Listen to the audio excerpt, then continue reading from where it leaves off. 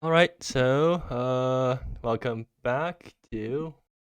Okay, good. It is connected. So zero concurrent viewers right now, but hopefully we'll get more viewers sometime soon. Yeah, I'm sure people will come back to the VOD at the very least. Yeah, assuming the VOD actually works out this time. Uh, uh, I still find it really hilarious that last month's VOD ended with like Ange saying, "Oh no, this doesn't look good," and then stopping. But anyways, so do you Pretty want to funny. talk about the balance changes this month? Oh, yeah. The ones I paid attention to were the mill uh the mill ones Oh yeah, because I was playing mill you last week you and broke the format. it wasn't really. I guess I broke the format. It was the most boring games I've played. Um they haven't changed it on They have changed it they on haven't changed it on Instigator.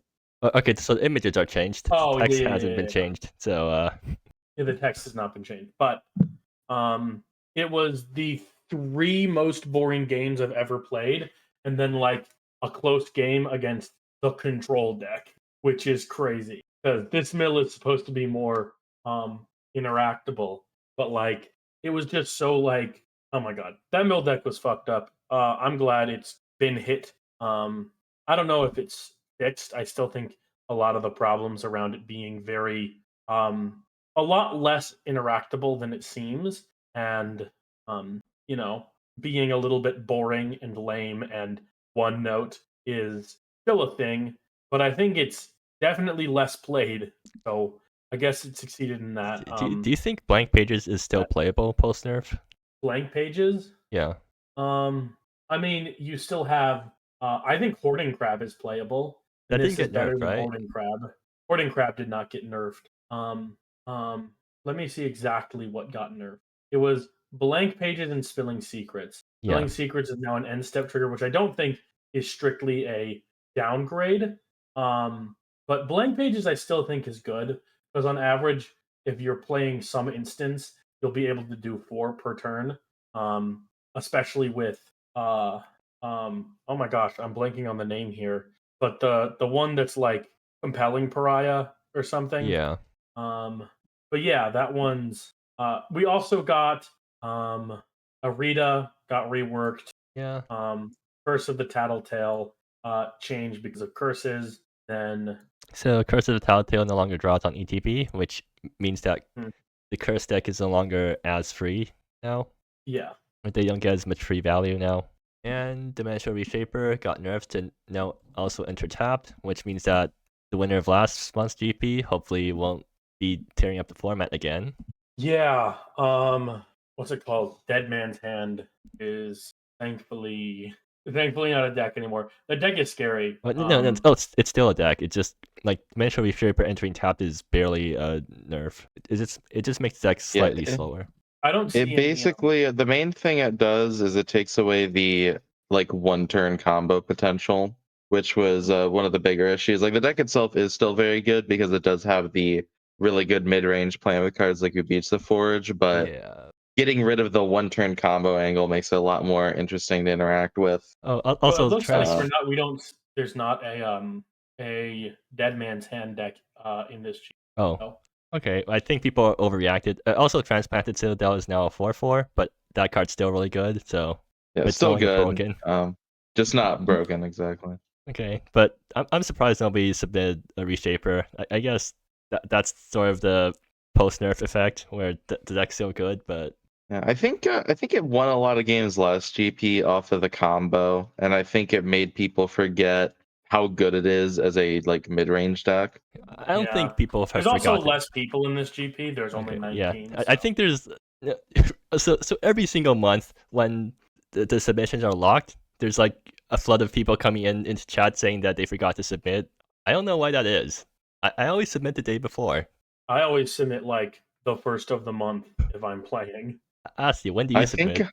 for this GP I submitted yesterday, uh, and then last month I submitted the day of. I mean, you could also I say what submit. happened last year because that's how often you've been playing. Only I'm allowed to make jokes about how little I play this format. But either day before or day of, usually. Yeah. I But, do like- it like the start of the month and then just update it. But I always make sure I have something so that if I forget, I'm not Yeah, exactly. screwed. Like I always submit ramp the day before, and then if I come up with a better deck, then I submit the day of. But yeah. Anyways, that's enough talking about not decks, despite it being called a decklist stream. So let's actually talk about the decks now. Mhm. So who's on spreadsheets right now? I'm adding the like decks in. Okay, good. Oh, Neon, you're first. Yeah. What would you call your deck? Because I don't know. It's very it's much control. like how do I It's tempo, right? it's tempo. Yeah. Yeah, I'm trying to think of it's like FA Fairyless Fairies. That was the reason I made this deck was I wanted to play like copper mono blue, but there's not really like a ton of good but it's not fairyless. God damn it. You can doesn't call. even You make can any still Yeah, call it this emphasis fairyless. accomplished. It's like how it's like how people still call affinity even though they don't run affinity cards, but in reverse. Well, yeah.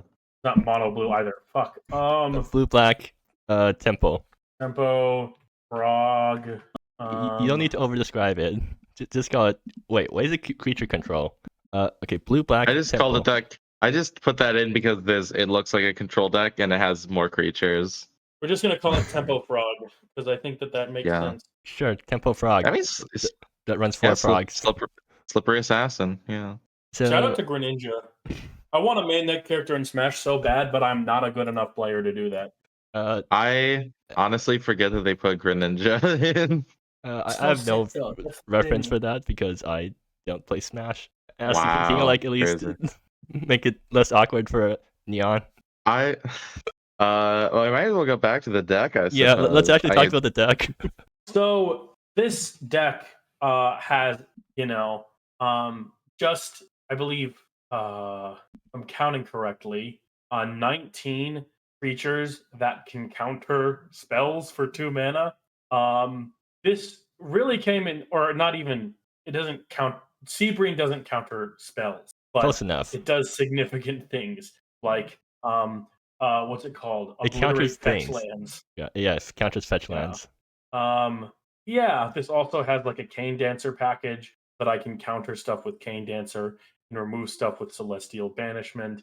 I played this one game against a villainy deck, and I won at a very close game. So I don't know if that's a great review, but this deck just really wants to like play the tempo game plan of slowly building a board while just saying no to your opponent the entire time. Not a single card in this deck can be played at sorcery speed. So you just wait until your opponent's end step and then just never have your mana tapped down. And also like have Veilborn Meddlers or Slippery Assassins, or even just Anthon's Accomplice just hit face over and over again. It's a pretty I want to say it's pretty straightforward in its execution. I want to talk about Costly Diversion in the sideboard. Okay. That is specifically a villainy card. Change control of target creature you control and target non-creature spell an opponent controls. You may choose. Interesting card. So I just get a villainy if they try to cast it. Do you even are you able to trigger villainy? Trigger villainy? Yeah, can you trigger villainy? Hold on. Well, you have like I have to look. You have Celestial Banishment, I guess. I mean, you have Celestial Banishment. Spell. That's funny. I thought it was just non-creature spell, so that's not great. But there are random things this is good against. Trust. Trust. It's probably I want to ask about Vanish too, which is a card I don't see too often. Is bouncing lands worth not getting the clue off of Crest? Yeah, I thought it's like a big tempo play. You can bounce lands that are potentially like annoying or problematic, or it very much is like if you have your foot on the gas, if you're against like a deck that really wants to play like a lot of 3 drops, just say no for a turn and then hopefully play more lands. It's very much a thing that is abusable because you can flash it back with Cane Dancer. And that way you can just sort of like, if you have this in your deck, you have like this in a Cane Dancer, you can just sort of time walk your opponent by bouncing 2 lands in 1 turn. And it's like, yeah, you're probably losing a lot of cards. It's mostly just a bounce spell for like things you would need to bounce, but it allows you to hit lands sometimes, which I think makes a difference. And yeah, probably should have included Crest now that I'm thinking about it, but I don't know. It seemed fun to bounce lands, and you know how I feel about like Yeah, Imperial Siege. I remember that game you quoted where you Imperial Siege someone 4 times. That was Yes, hilarious. I Imperial Sieged Pipsqueak 4 times in the prowess. Gross. It was certainly something. Shout out to yeah. Yeah. All right. Shout out. So, anyways, are you giving power rankings? Because I don't think any of us are fit to judge the power rankings of decks, unless we want to give everything a I'll make 7. something up. I'm giving myself 5 chili peppers. 3 chili peppers. I'm not super excited to see the games that are going to come from this deck. Oh, you don't want to see I would say I'm already imagining playing against this deck, and I think I would rather drop. Honestly, like Asti, it would just be us staring at each other. Asti, you need to stop dropping in the middle of the tournament. You're never I going to get can't your help- GP top 8 if you just keep dropping. I can't just like choose to not throw out my back. Skill issue. All I'm saying is that I will resolve 1 Anthon's accomplice, and that will be my clock, and I will stare at you. What if I resolve an Anthus's accomplice? Oh. Then what? Then they either trade or they don't. But who's going to offer the trade first? I'm looking for your deck, Asti. Are you a control deck or a? I'm mono blue Actually, flyers. yeah, sure. Asti, how about we talk about your deck first, then? For sure. It's very similar to the deck I ran last GP. Where are you? Where are you? The main difference is I can't find you. Where are you? It's Selfwood1 is my Discord username. So okay, sure. So the main difference is I changed the board a little bit. I didn't know how good Mill would be, so there's Imagine in there. Mill got nerfed. It did, but I heard rumblings that it was like side grades and that it might come back, but I guess not. That was just Neon being that was just Neon overrating Mill, I feel like, or glazing Mill too much. But yeah, and then I got rid of Willow Spirit, and I got rid of Willow Spirit Reminiscence, and I swapped out the Spell Pierce for Still the Pandemonium. Just kind of minor adjustments. And then the deck itself, the main difference is I cut Potato Chip Swan. I just never used it for the crumble mode. Like just never felt good to do that.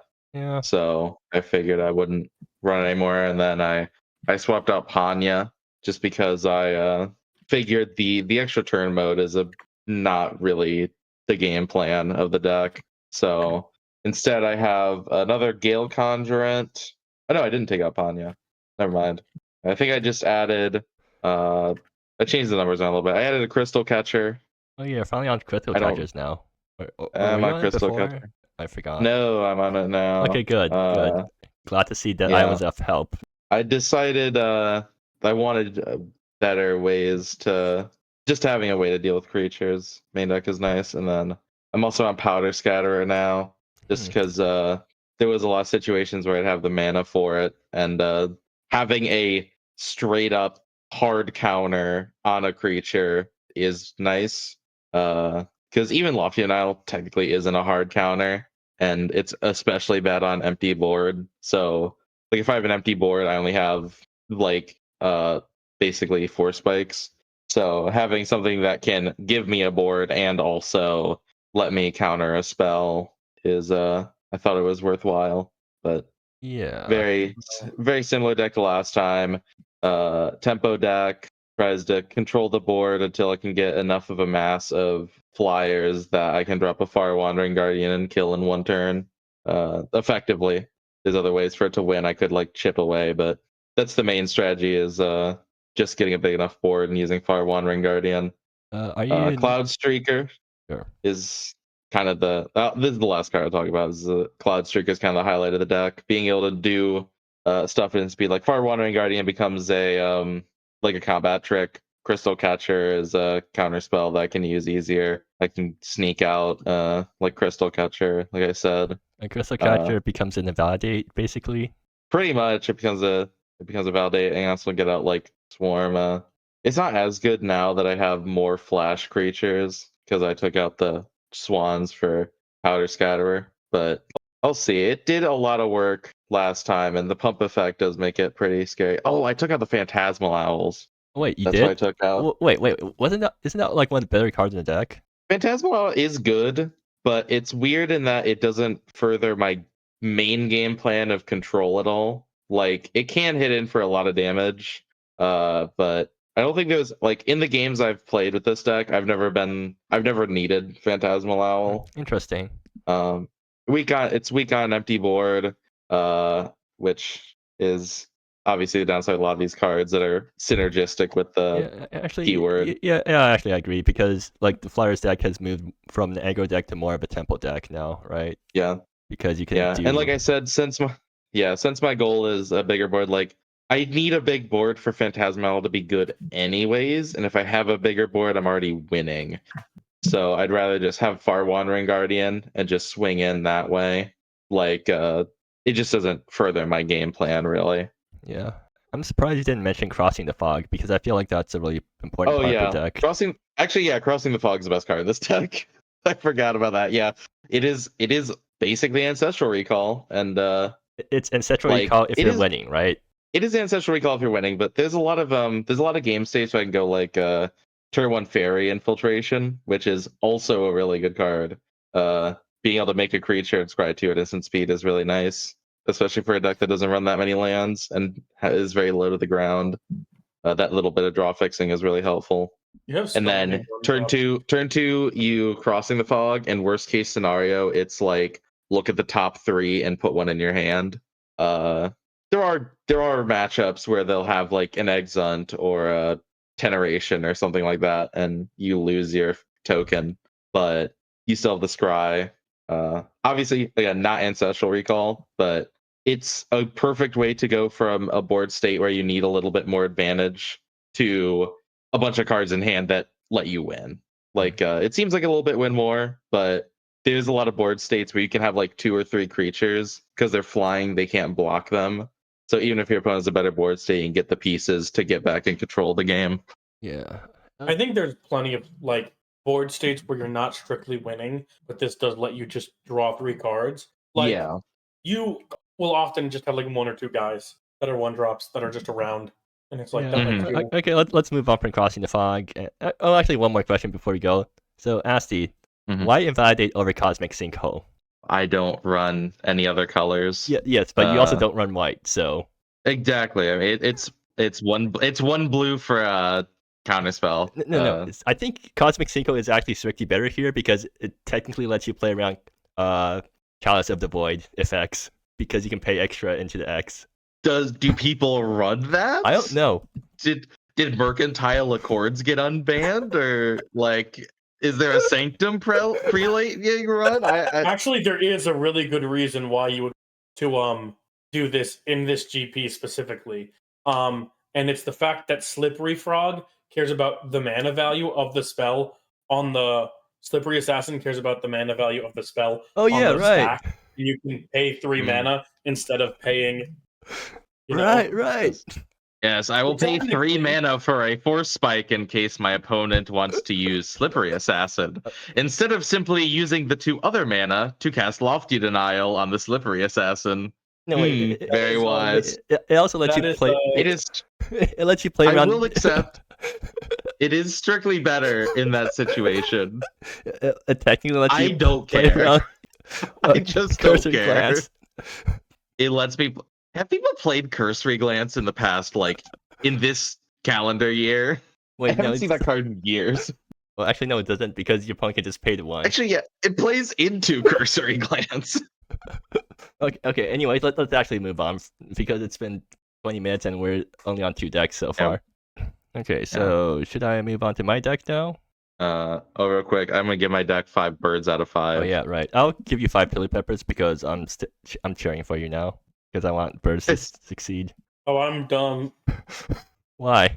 I put it under mono black villainy. I put 4 birds. Mm. I only got 3 now. Fair. I did play this deck already, basically. Flyers are scary when I'm not playing them. It's a really good feeling deck. I don't remember who I played, but I was really close to winning against Reshaper, and ended up that they had a good sequence on top to get the combo off, and I couldn't kill in time. But it's a good deck, which I didn't expect. In the call. I can definitely imagine it because tempo decks just feel really good to play when they pop off and you get to answer everything your opponent does while you whack them with a 1/1, right? Yeah, or like 3 1/1s or like a bunch of 2/2s in the air. Yeah. All right, let's talk about my deck. It So, Asti, what's the definition of insanity? Well, it depends if you ask a guy from Far Cry or if you ask the DSM. I want the answer that I'm expecting a certain answer. I don't even know where that quote came from, but I'm assuming it's the correct one. It's the Far Cry one, Okay, yeah. That's where the famous quote, the definition of insanity is doing the same thing over and over again and expecting a different result. Yeah, so as you can see, I'm running basically the same deck as last time, and I'm hoping to top cut because I need to get at least 1 top cut this GP season so that I can get my top cut promo. Because if I don't, then I miss out on 1 chance to increase the Toho ratio this season. So if I get a GP promo, can I reduce the Toho ratio? Technically, anything you do reduces the Toho ratio, or any non-Toho card reduces the Toho ratio. So I just need to make a set that'll destroy the Toho ratio. I'm pretty sure a set comes in no matter who makes it every season. But I'm gonna explicitly remove all Toho. Most sets. My deck is actually going to be all men. There won't be a single woman, just to differentiate them as much as possible. All men set? Is that like a set theme? No, it's just to spite you, really. You really want to have Gym Bro Tribal, and you can't do that with. I mean, I wouldn't be opposed to that. I would. Really? Shoot. Gym Bros as a type annoys the hell out of me. Isn't it is the type? least whimsical take that I have. It drives me insane. I didn't realize it was an actual type in MSEM. Yeah. It is technically, yeah, because there's some cards in Innistrad. Why is it? What? That's a really good question. Maybe you should ask Mako, who insisted. Okay, so I guess you're making a set to add Gym Bro tribal support so that Gym Bro can become a tier 1 deck, right? I want to know. I just said I was going to make a men-only set so that it would be as minimal Toho as possible. I mean, you can just make I never said I supported Gym Bros. Well, too bad. Now you do. But they're only women in Words being put in my mouth. Am I missing something? Anyways, Ricky, any comments about your deck? So yeah, basically, same main board as last time. Far Cry quote, but hopefully this works out this time. So the sideboard is different because I realized that Silent Silence is actually really good. So I'm up to 3 Silent Silences. I've also realized that what else did I realize? I realized that Stand Unassailable is not how you're supposed. I don't think Stand Unassailable is good in this meta. So I cut all those for better sideboard cards. But yeah, I think that's basically everything about the deck that I wanted to talk about. I mean, if you wanted to know more about my deck, hopefully you were present during the last Decklist stream. But I'm giving you 1 tree because you've played this before. Don't worry. I'm gonna give this 1 forest out of 5. I'll move on to a new deck once I secure my top GP top cut promo for this season. What if you don't get a top cut? Then I'm just going to keep that definition of insanity until I get it, or I find a better deck to run. Okay. No, I'm not turning off my ad blocker. Emojipedia.org. Stop asking. Yeah. Always following in my footsteps. Next. Okay. Let's talk about your deck now. What? What is there to talk about? Is there anything to talk about? Not really. What about Sounds of Silence? Sounds of Silence. That's like I've seen before. I Scrap metal or promoed. something. Wait, no, I didn't promo this card. I made a super cool secret lair for it, and I wanted to use the card. Mm. Is it actually good? Not really. So Scrap metal. What's the game plan there? I mean, I was just looking at like black discard. Like after Bitter Goodbye got deleted. oh yeah, that thing also got Um, nerfed this month. Yeah, Oh yeah. I just figured that scrap metal was the next best thing. Yeah. I mean it's not targeted Okay. discard, but absolutely Rex burn. So Mhm. pretty good exchange. I've run scrap metal before. I think I won a GP with it. Don't you already Rex Oh, there burn? you go. Hmm? Well, Doesn't you this just deck- wreck burn harder. Yeah, doesn't this like Yeah, already? why not just wreck burn harder? You're up to 3 Bell's Descents now. Yeah, I've been on 3 Bell's Descents for a while. Oh, okay. I wasn't paying attention. Were you also on Past My card's Unresolved? broken. I started running past Unresolved last GP and the GP before that. I mean, I won 2 GPs ago, right? With Yeah. 4 copies of Past Unresolved. It feels okay. It's just a Night's Whisper. Yeah. And, Card draw. All right. mhm. What about the 2 Titan snares in the sideboard? Well, I'm looking at my deck list and I'm like, this entire thing is mana value 4 or less. So it can't hurt me and it can maybe hurt someone else. Can't you just hurt them with discard spells instead? No, I see you on ramp over there. You can just ramp. Okay, but my ramp deck hardly plays any things that actually cost or actually have mana value 5 or greater. It probably doesn't actually do that much. I just Do people cast 5 drops or higher anymore? ban Is that something you can control do? does. Like, there's a card or two. Who knows? ban Maybe there's some I mean, weird combo deck. If Vivian. like suddenly Contra's back, maybe that'll work. But I'm pretty sure Titan snare is mean- too slow for Contra. At least the broken Okay. Well, version of Contra's that deck. gone also. Contra's Observer banned of now. Aeons, technically. Oh right. So it hits end of days. No, it doesn't. End of days is 5. Wait, end of days, not end of all things. Right.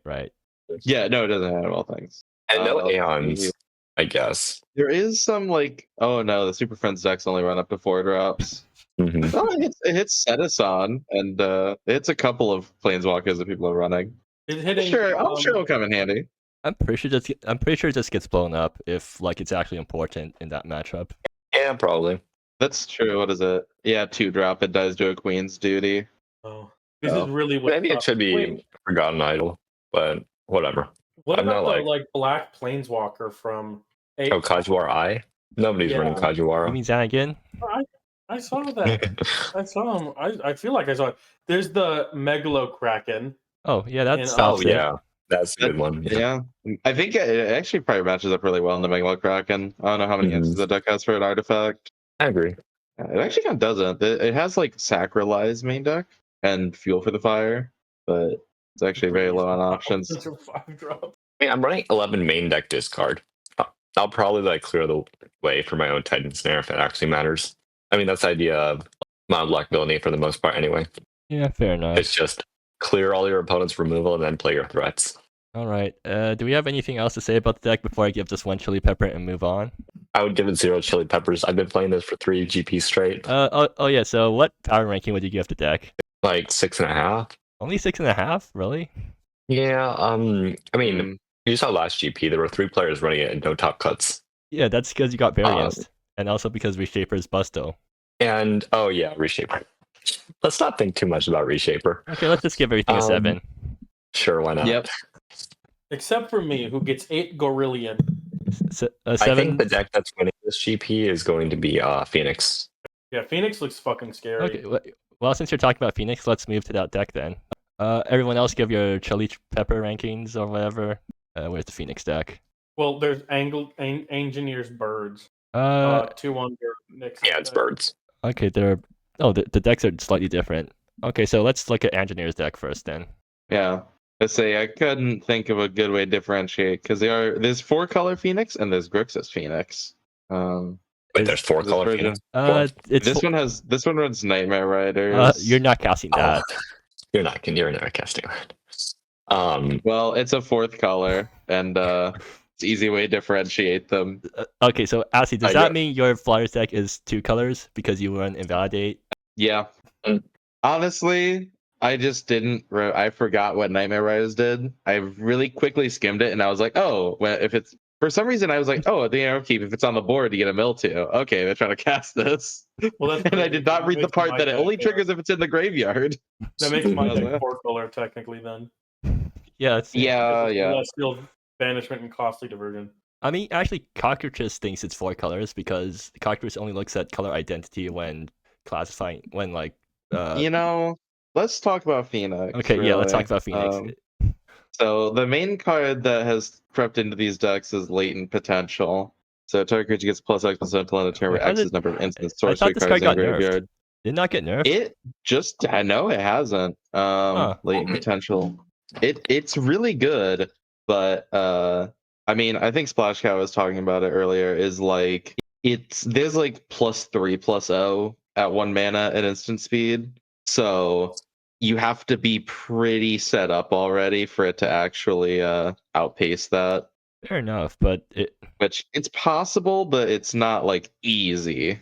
Well, it also just like gives you such a fucking like way to completely obliterate your opponent in the late game if they're not packing like. Wait, why are Leighton is not hitting for +3/+0? It's like +8 or +9 usually. yeah, On turn exactly. 3. That's why we're complaining. Yeah, this card looks Mm. insane. I am now tempted to run this in Prowess. Which Yeah, it'll like, get banned before you get the chance. No, I'm pretty sure it's bad in Probably. But I'm thinking about like Autumn Fae with this shit. no, Latent Potential is yeah. bad in Prowess because you can't get instants or you can't get spells into the yard easily. Yeah, you're casting it fairly and not like using Unquenched Grade and Glimpse Beyond and stuff like that. That's true. Or just Oh, well, milling this card's yourself. disgusting. Yeah. Oh my beloved. Yeah. This is So the deck also runs Relive Reality, which is a card you can flashback from the graveyard to give one of your cards in your one of your spells in the graveyard flashback. So you can pull off the Latent Potential combo from graveyard. And since Myoga Firebird has haste, you can just do it with 0 board presence. You can also do it. A Cinder Feather Phoenix also has Well, yeah, and that haste. too. Yeah, you can. So I think Cinder Feather is likely to get nerfed. Why are these decks not running fetch package? What do you mean fetch packages? I don't know. I feel like deck thinning in this deck. Oh, you don't need a tutor at all. You draw through half your deck, like pretty Right, quickly. All right, fair enough. Yeah. And in the sideboard, it's running Beneath the Zadina as its anti-Grave Hate, and it's running the Wicker Street of Gastaff as, I guess, the spicy card that you're running to beat big decks. Yeah. Yeah. If you have 13 cards in your graveyard, it's just 0 mana kill something, you get a 3/3 that also kills something when it dies. Yep. Very true. Is there like anything else you need to say about this deck other than? Oh yeah, I guess it's also running the Whisper Woods, which is a land that can keep coming back from the graveyard for free. Phoenix has always run Whisper Woods because it's really easy to be on a painful mana base and use it. I'm actually surprised there's no. So the reason you're running this card is so that you can discard it to one of your discard spells and draw cards and then get it back. So it turns your Tormenting Voices into free card advantage.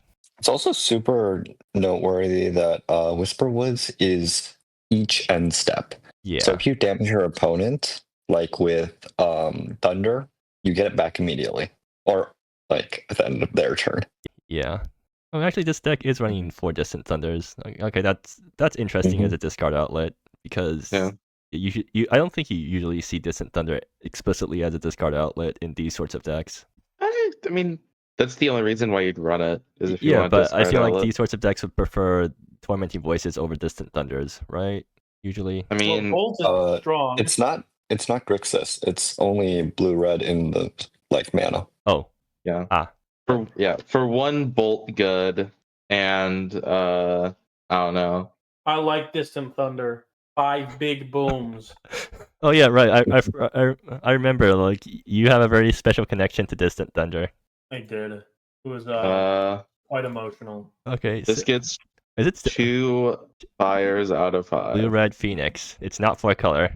Yeah. I'll give it like 3 chili peppers. It's probably going to be pretty fun to watch. Not going to be fun on the receiving end, but will be fun to watch. Bilge Crab is actually like nuts with how many cards it mills because every single sorcery costs 1. Shout out to that. Yeah. I was talking about how that card actually is Shouldn't get banned. talking about mill nurse because I'm like, that card was one of the ones in mill where it felt good to play like instants. I don't want you to like make the deck more sorcery speed. So I was like, please don't change this card. Change all of the other problems. Okay, so let's talk about the other Phoenix deck in this GP, which is Requiem's Phoenix deck. Different. Yes, they're different. Yeah, It's not yeah. running This one doesn't have Nightmare This Riders, one doesn't. right? No, yeah, it's on. It's also on Small Luxuries. It's also run on through the Ashen Gate. So this one is actually 3 colors, right? Right. Oh, wait, he grabbed my build. Wait, is it 3 colors? Yes. Can this thing cast Technically. black? Yeah. You have Nebula, Okay. and you have Whisperwoods. Which Okay. I mean, you can Small use. Lux is not a real, real black card. You just discard it. It's another Whisperwoods type of target. I'm interested in Runner's Release. Yeah, so that's the interesting card. So discard a card, draw a card, then conjure a data point into your hand. What does this card do? So it's notably an instant when everything else is sorcery. So if you do this on your opponent's turn, discarding Whisperwoods, you get Whisperwoods back. Oh, right. True. It's instant speed after Creative Salvage got nerfed to sorcery speed. So I guess it's your only instant speed option now for these sorts of effects. And then you have a data point as well, which you can chuck out or cast. Yeah.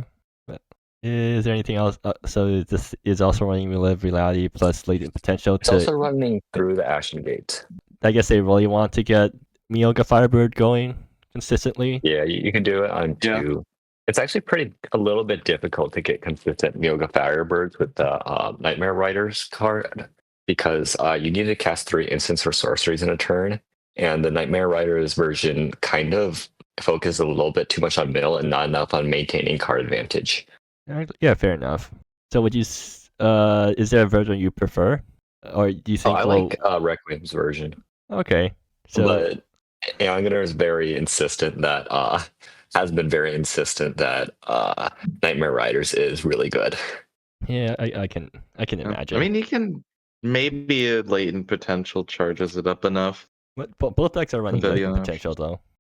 I mean, specifically milling more, maybe getting Latent Potential bigger by having the Nightmare Riders is beneficial. I'll have to see.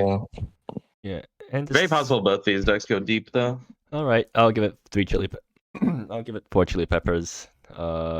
This deck gets 2 Small Luxuries out of 5. Small Luxuries. What are you calling Small Luxuries here? What is that? Those are coins. I can't see from this. Oh, okay, I see. Yeah, it's hard to tell because they aren't the biggest, but yeah. Why did I? Oh shit. We can't. We literally just see X's. Oh really? Yeah, we don't. I don't see anything on PC. Don't worry, I can see it. I think Neon just has like doesn't have the correct font downloaded on their computer or something. Can you see those? Wait, can I just executively decide power rankings for everything? Yes, sure, you can. Feel free to. Yay. If you ask me, I think this deck's about a 7. I think it's slightly above a 7. It's really scary. It's like incredibly scary. Yeah, it can insta kill from graveyard. I don't think it's like Dredge. It's really hard to beat game 1, and you need Grave Hate in your sideboard, or you really will struggle.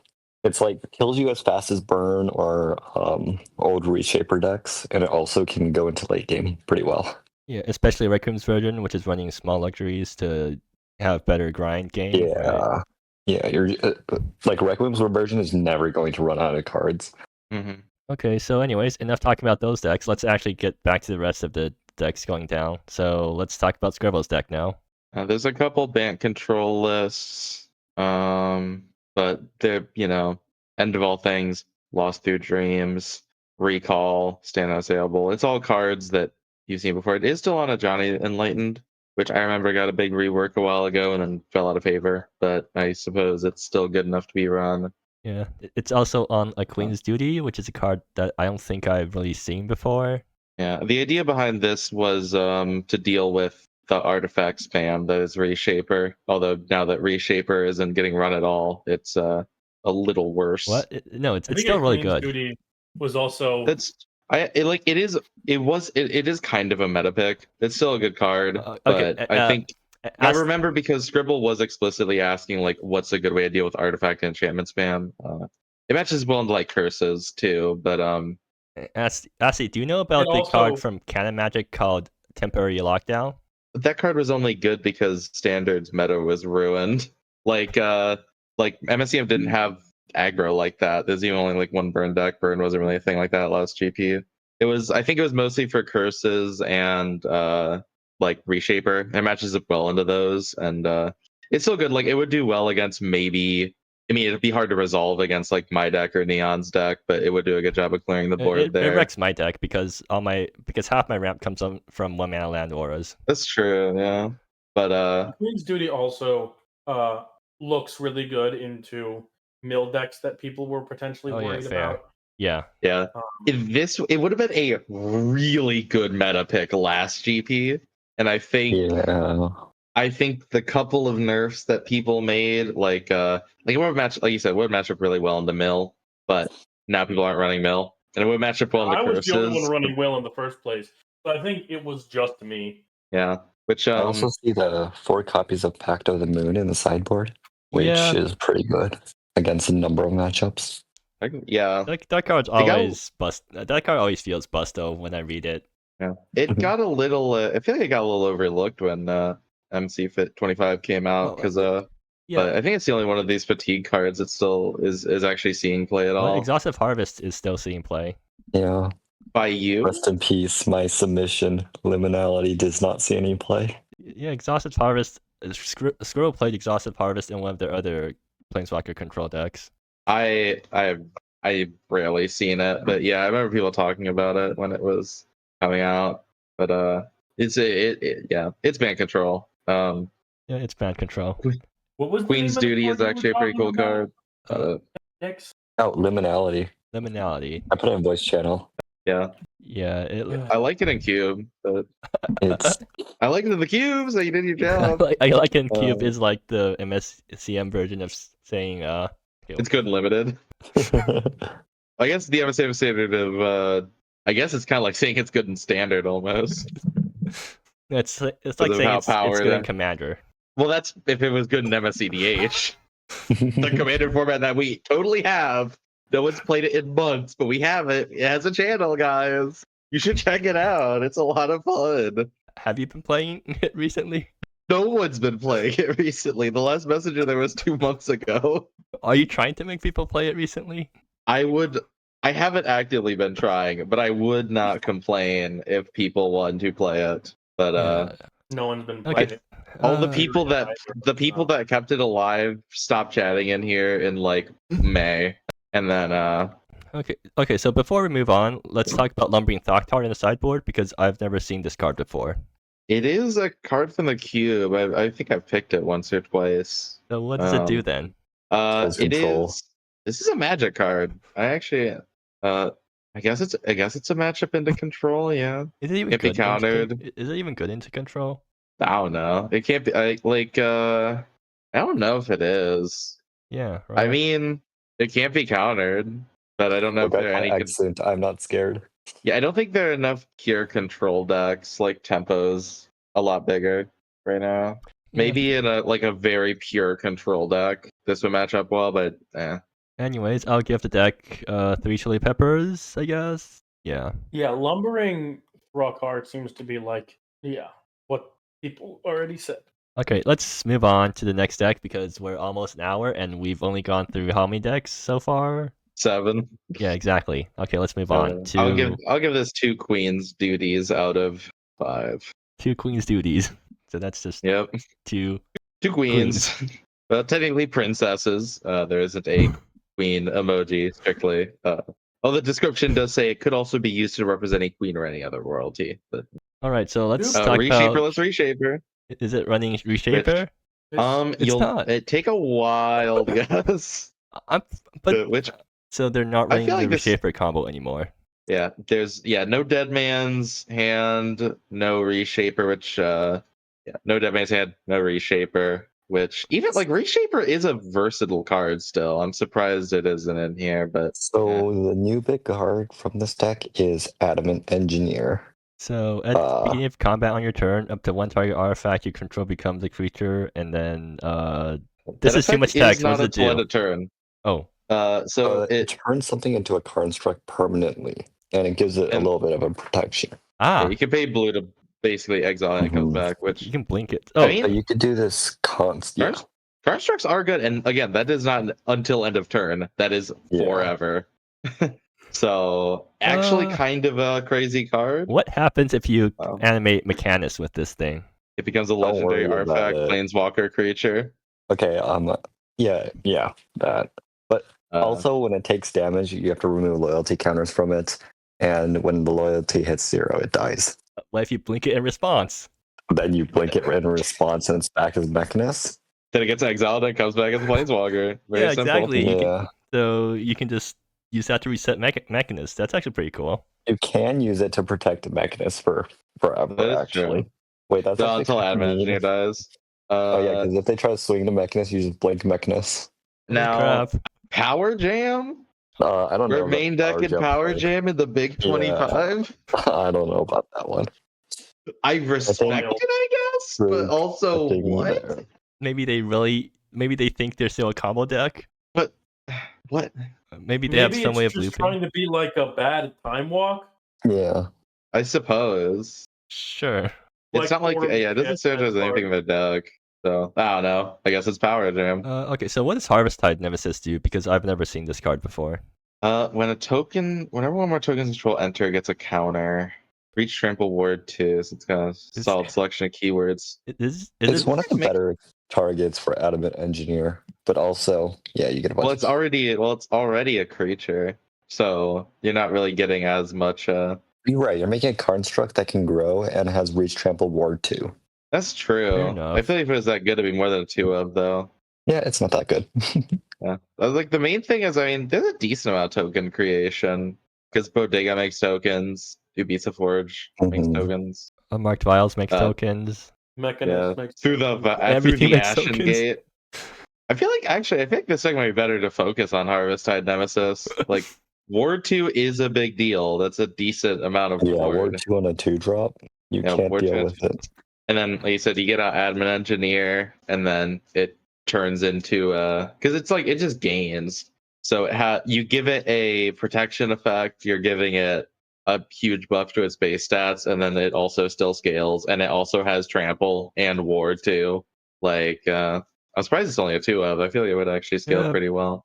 Maybe they just don't want. Harvesttide Nemesis makes me want to run a deck just built around either making a bunch of copies of it, or because I swear to God, I've been trying to make Hair's Legacy work in a deck for 8 billion years.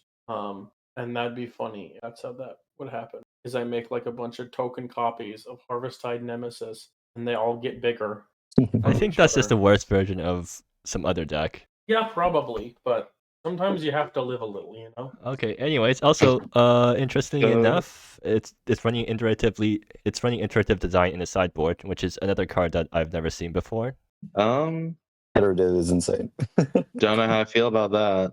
It is. I mean, it's a way to get artifacts. It's a survival of the fittest for artifacts, right? You're supposed to run iterative design with Desperate Android, and they're not running Desperate Android, so I'm not sure what's going on here. Maybe they had that, but then forgot to put it in. Maybe. Desperate Android is pretty nuts with it because you can just discard it and then start sacrificing artifacts and just like it loops so well. Yeah. I mean, it is survival of the fittest with artifacts. That is true, but I mean the difference between 1 and 2 mana is big. I think. Yeah. With Android, it is just infinite tutors. Yeah. So one downside of running Adamant Engineer is that you can no longer run the protection from colors guy. What's the guy called again? Shining Crusader. Yeah, Shining Crusader. Which is usually a really big part of the sideboard plan of these decks. I'm not sure if I like this build. You can run 4x Shining Crusader and just side out Adamant Engineer when you feel like Engineer won't stick. Actually, yeah, fair. Because then you have the anti-removal sideboard. Yeah, I agree with that. Maybe. I think you get away with it. I think it's a little I don't know. I think Power Jam's could. Yeah, definitely. An Ashen Gate. Okay, let's rate the deck and move on. I give this 3 Adamant Engineers out of 5. 5 Chili Peppers because it's actually no, I'll give it 3 Chili Peppers because I don't want to see more Reshapers. I'll give 5 because Adamant Engineer is cool. If you play this deck, you won't see Reshaper because it's not in the deck. I'm using Reshaper to refer to. Splashes on Villainy. It looks the exact same as No, it's literally the Nix's, exact same but because it's running Sounds of Silence. Yeah, Splash the DM'd board, me no, the board is slightly different. 8 hours It- ago and asked me what I was It's running. still And I running sent them my Titans there. list. The So- board is slightly Yeah. different. They have frying The board has inquiries, frying inquiries over. but one infectious ego, one wave of decay. Yeah, this is basically the same. Okay, deck. copy paste and It's move not- on. Yeah. Yeah, it's not meaningfully different, really. Okay, so let's move one- on to Catcan, who is running Wrath Unearth, it seems like. Unearth. Yeah. Since I remember when I played Unearth, this deck has changed a lot. I'm pretty sure you were playing Unearth like pre Bloodjade Prophet nerf, right? It was Bloodshade Prophet got nerfed. Yes, read the card. It's a 3-mana 3/3 now.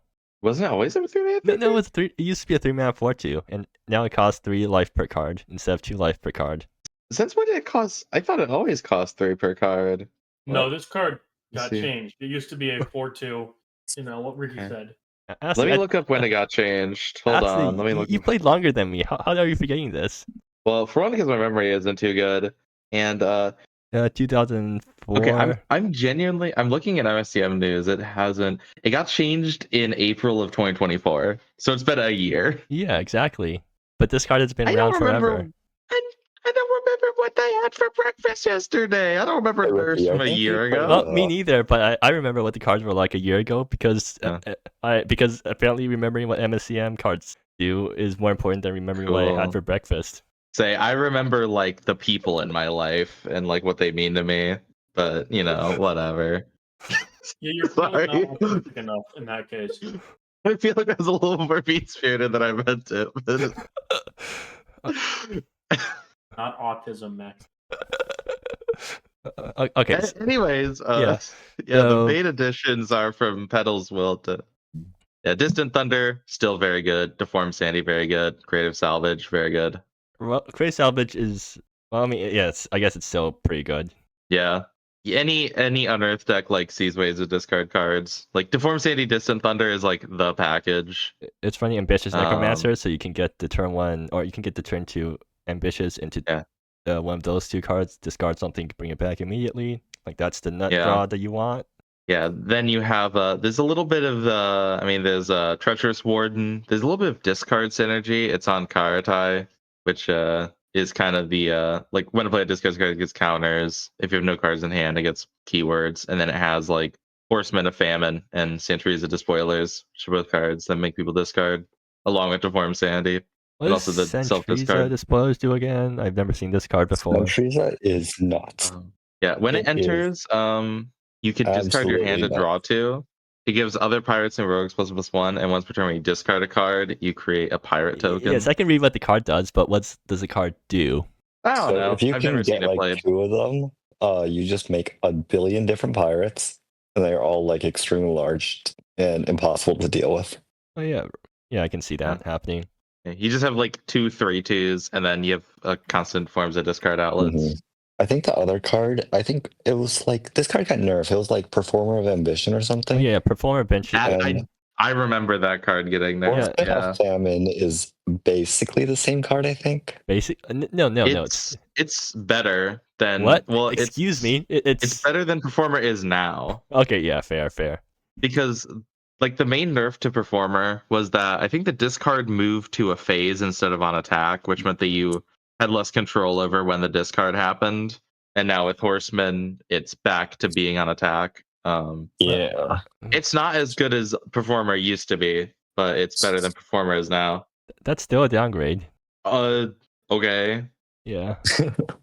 It's big 25. We don't have old Performer Ambition anymore. Is Horseman even that good though? Every time I face this card, it's good. like it's been like a 2/3 just doesn't really attack past things. Yeah, 2/3 is a weak body. It will have Death Touch a lot of the time. When I've been playing against this card, I usually have things in hand to not give it Death Touch. If you discarded land, it will get Death Touch. Oh, it checks both players. Oh, yes, it checks. Okay, so apparently my opponent was just didn't have lands in hand then. Mm-hmm. It's really hard to trade evenly into this card in any way, unless your opponent or unless you don't have lands in hand. Yeah. Yeah. Okay.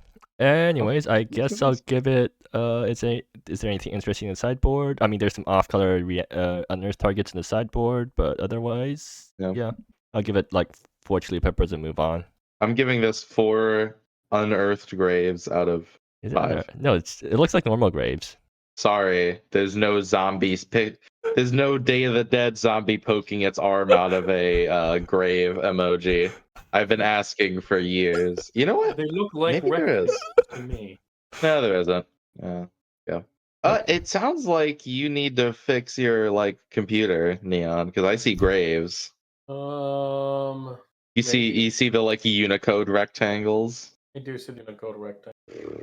Bozo. Fine. I'll assume everyone else is seeing it normally. Yeah. Okay, so. Oh, by the way, Nix, if you want to give my deck an actual ranking, you don't have to let 8 Gorillion be in the ranking box. Nah, 8 Gorillion is basically where it is. Yeah. Yeah. We all know that 8 Gorillion just means 5. Oh. Okay.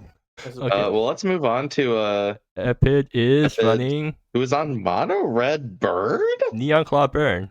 I mean, they ran this deck before. That's true, but I don't know. It feels like a very big change. What? No, a bit of a change in type for Epid. They literally ran the deck on the first month that I ran this deck, or on the month that I ran this deck. So. I choose not to believe that. Epid is always going to be. Is Epid the buy time combo person in my mind, or is that someone else? Epid is a casino scam guy, except when they're on burn, except when they're playing a deck that I'm running. You're like the new purple. What? You're so influential. Oh yeah. Also, I think in Rev, Epid was running Constance back when I was running Constance. I think it's a really bad meta for burn. Really? I feel like it's like burn usually is. No one expects it. The thing is, a lot of combo decks are faster than burn now. That's what's crazy. What? I couldn't hear you, Neon. I'm just astounded by the fact that burn is had to dig so deep that they're running Hatsuo's maneuver. What? I really don't think Hatsuo's maneuver is one of the best cards in the deck. Yeah. The reprise is one of the best ways to get finishers. Neon. Read Neon Claw Knight. Look, I know what Neon Claw Knight does, right? Yeah. Wait, so Neon Claw Knight reduces the reprise cost? Read the entire card, especially the last line. Okay. Oh, I guess it makes it a shock instead of a. You're paying 1 mana for. I can kind of see it. It's very much A plus B. It's to try to you do. It also does. It also works with other. It's not A plus B. I misspoke. But yeah, I guess that makes sense. But it's A plus B, but your A is good with your entire deck. It's not running Fiery Temper, so it's heresy. Also, Brazen Sacrilege also combos with Hatsuo's, so there's that. That's true. I do love Brazen Sacrilege. And also, having Hatsuo's means that you actually have a pretty decent late game. Like, if the game goes long and you start drawing lands, you can eventually just get big Hatsuo's off. Like, Hatsuo's onto a Scorch, deal 4, get 4 1/1s. Like, that's actually a pretty big, or that's actually a good way to push for lethal. Yeah, I guess so. It's not running a Fiery Temper still. We'll take that into. It's running 1 copy of Find Greater Purpose for some reason, which I like. That is utterly fascinating. I do not like this card, but some people like Gal are really high on this and think that this deck I should am be not high on Find Greater Purpose. Hey, nice, Asti. You also agree with me. Yeah, I've seen so many games where it just does not. You just lose because you hit the wrong cards off of it. It's very much. It's very feast or famine, I think, and especially in burn, you just don't really have the permanence to discard to sacrifice to it. Well, no, actually, in normal burn you totally do, but the problem with Neon Claw burn is that you actually want your lands because you might want to do a big late game turn where you reprise a bunch of spells onto each other. Yeah, this isn't we're not Call Axe Slinger. Wait, they're running Cleansing Brimstone in the sideboard. What does that card do? It's just seems like worse Fiery Erasure. No, it hits any target. I guess it doesn't. Well, it doesn't hit people. It does. Cleansing Brimstone is any target. Oh, I just read it deals 2 damage to, and then I missed 4 words, and I saw Creature and Planeswalker. Yeah, so I guess it's just an instant speed. I mean, maybe that is better grave hate than the land. I mean, I think you'd only want to bring it in if you. Like, I think you'd only bring it in a situation where you would also bring in Fiery Erasure. The difference being that you can kill things with 3 power, which I don't think is meaningless. I mean, there this could be meta. games where this thing ends up like you top this thing and it goes face, where Fiery Erasure can't. Yeah. Anyways, yeah, I don't know. I'll give it 5 Chili Peppers because it's my deck and it's still my baby. 1 burn out of 5. I gave it 4 lightning bolts. Short 1 fiery tail. This is the Neon, hill I'm dying on. Neon, I can't see the lightning bolts. I can see them. Wait, I can't. I just have to. I just have to Unicode boxes. Oh, can you see this? Yeah, I The can. like next to it. Yeah, I can see that. Are you on like what like system are you on? Mac. Neon? No, I'm on. Okay, Windows. I'm also on Windows. Are you on Windows 10? Probably. Yes, I am on Windows 10. There we go. Yeah, maybe I don't know if that's it. I will die before I go to Windows 11. Fair. At this point, I don't feel like changing my home computer to it, but the computer I bring to school is on Linux now. And we're getting off topic. Yeah. So Crush Castle's on Red Green Elves again. Wait. I still don't understand this deck. Next, why did you rate Burn a 6? It's at least a 7. I think Burn is really poorly matched up into a lot of the current meta. I think you're underestimating how good Burn is. There's a lot of life gain running around, in my opinion. Burn doesn't care about life between gain. the 2 villainy. Oh, decks, villain. Never mind. Yeah, you're screwed. And the bank control. Or actually, no. You're actually fine versus villainy if you if you match a stick at Prescience. But villain decks have a bunch of discards, so yeah, never mind. So villainy deck got this cool, neat card called Scourge Dog's Edict, and I think that single card just completely flips the matchup. Well, okay. So, but Burn got Scorching Condemnation, so now at least the 4/4 lifelinkers isn't like an instant loss.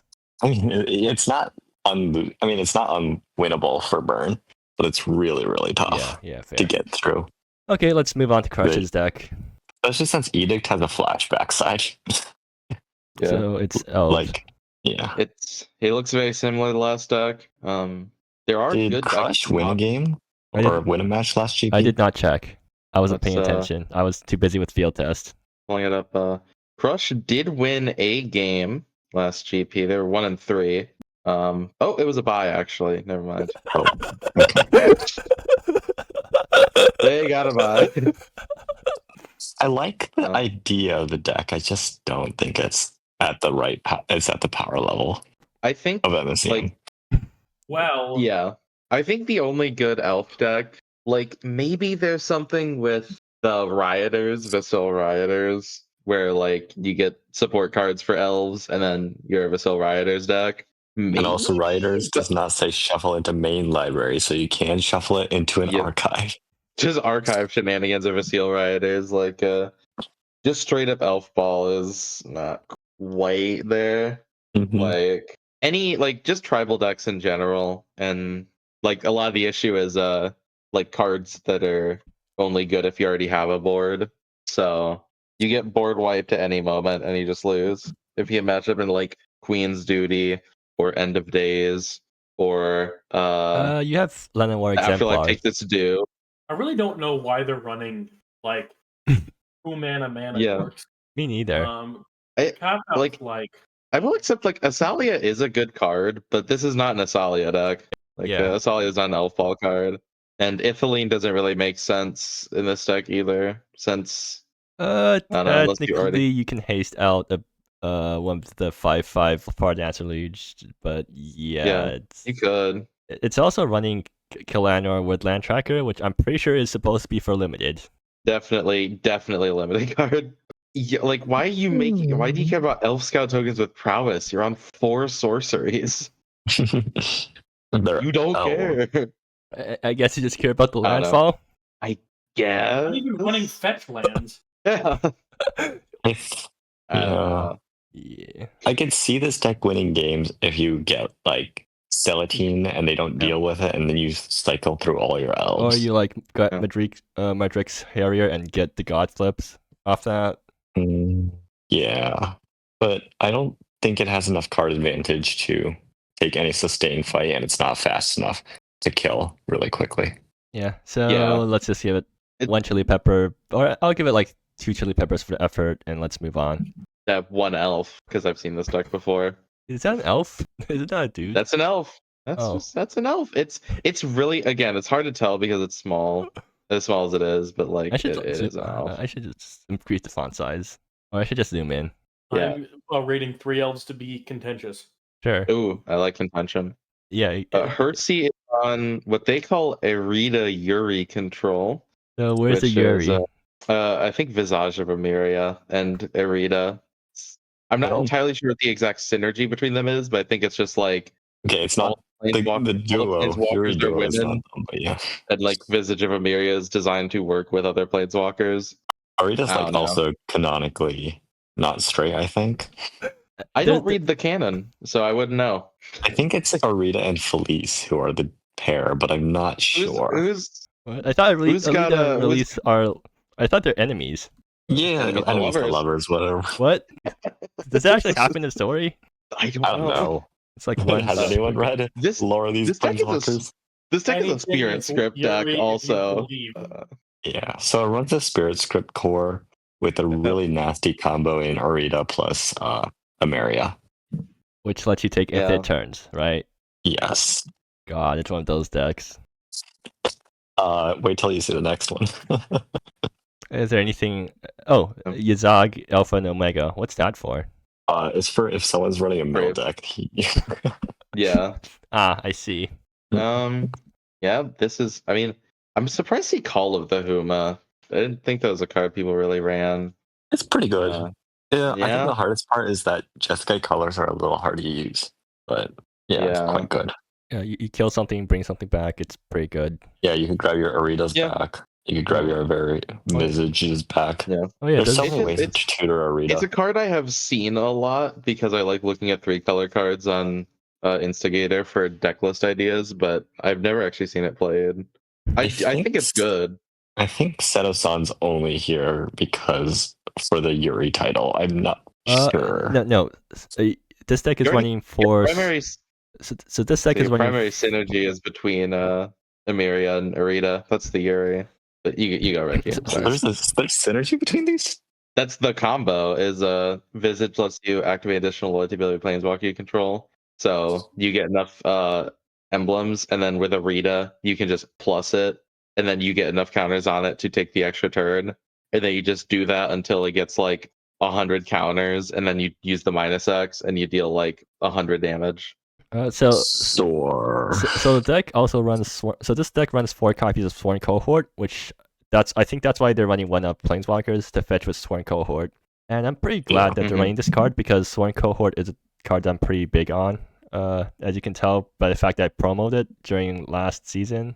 I was hoping I was going to make more Sworn Cohort decks, but I just ended up not making them, so I'm like still stuck playing Ramp right now because I'm too lazy to try to build a Sworn Cohort deck. Like these decks aren't easy to build because you need to consider the tutor packages. Yeah, and Sworn Cohort does fetch land. So does it run any? They run 1 legendary land in the form of Reba, which so. Oh, they have Anzan. And so Sworn Cohort can fetch mana fixing. Yeah. Mana fixing Nariba is a good legendary land. Respectable. Yeah. So it's early game defender that dies into Planeswalker. Anyways, 5 chili peppers or 4 chili peppers. I don't like the infinite turns part. This gets 5 years. It did go 5-0 in League. This deck did go 5-0 in League. Yes, but League does not prove anything.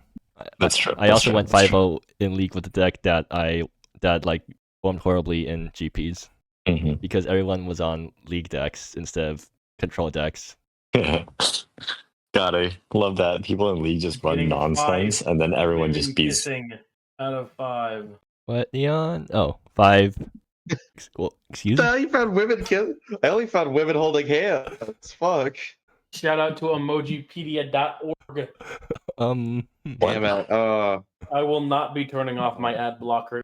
I didn't look I didn't look hard enough. I looked up women. I didn't think to look up Kiss. Ruined. Okay, so let's move Anyway, on. Silver's on Super Friends. Oh but god, we're it's the this same deck. combo. Yeah, we saw Arita and we're like, this card's nuts.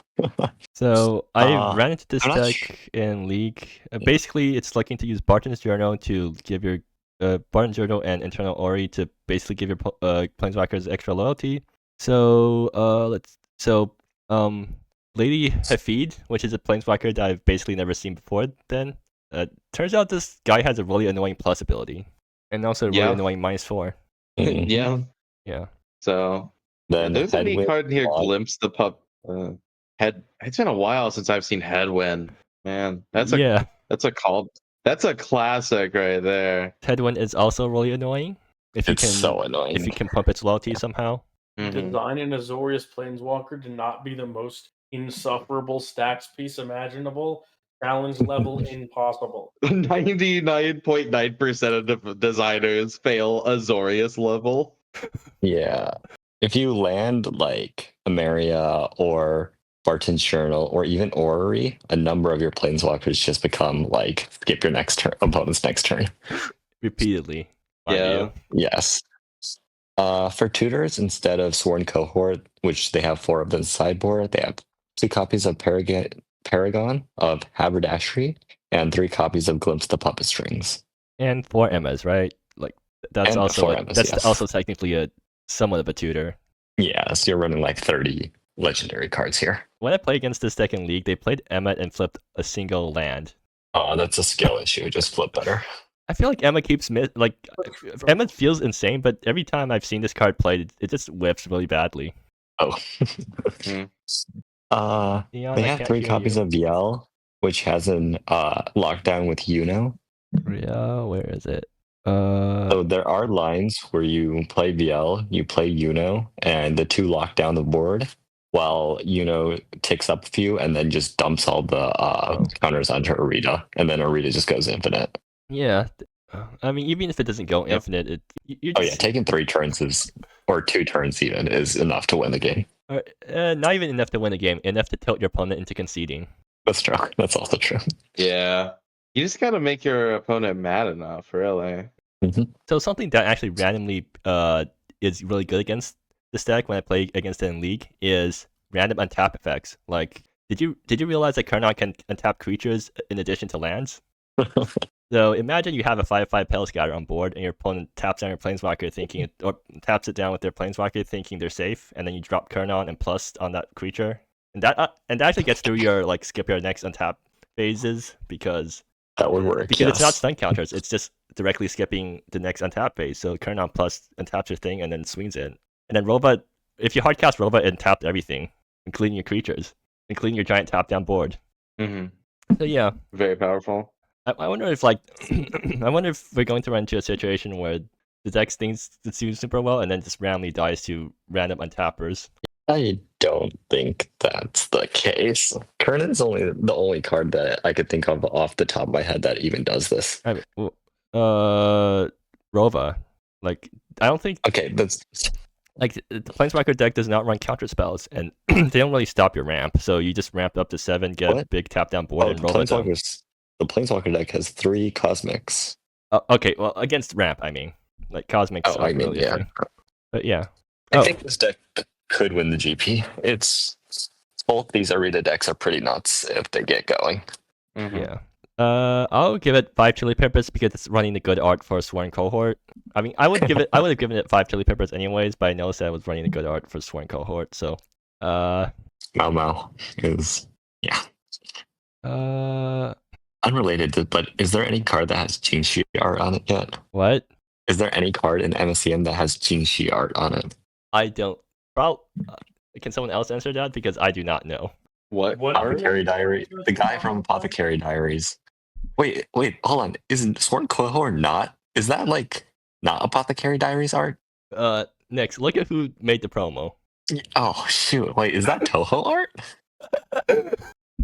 It's always Toho art. Oh, what? I thought it was Apothecary Diaries art. Well, I mean, No, it's the weeb shit that Ricky's into, not the weeb shit you're into, sadly. Never mind. Shit. I thought, man, I'm suddenly so disappointed in this card. I mean, you can make your own promo for that if you want. Yeah, Like, I think I will. You're making secret layers, so you could just make a secret layer for it. Well, I still have a I wanna promo pretend from a like I'm league better than or a this GP conflict, but season. I also have put anime shit on a silver promo. Yeah. All right. So, did we rate this deck? Yeah, 1 chili pepper, Yep. and wait, I know I gave it 5 chili pepper. Spartans journals out of 5. All right, let's move on. Toast is playing curses. Is it just the exact same deck except it is the exact same deck, right? Same but worse, because Curse of Telltale doesn't cantrip anymore. Yeah. But Is this deck good? I think it's probably still good. Yeah. Like, yeah, your Okay. first curse of the Telltale doesn't cantrip, but you can still get the engine going, and it's really good if that happens. Yeah, still I curses. see.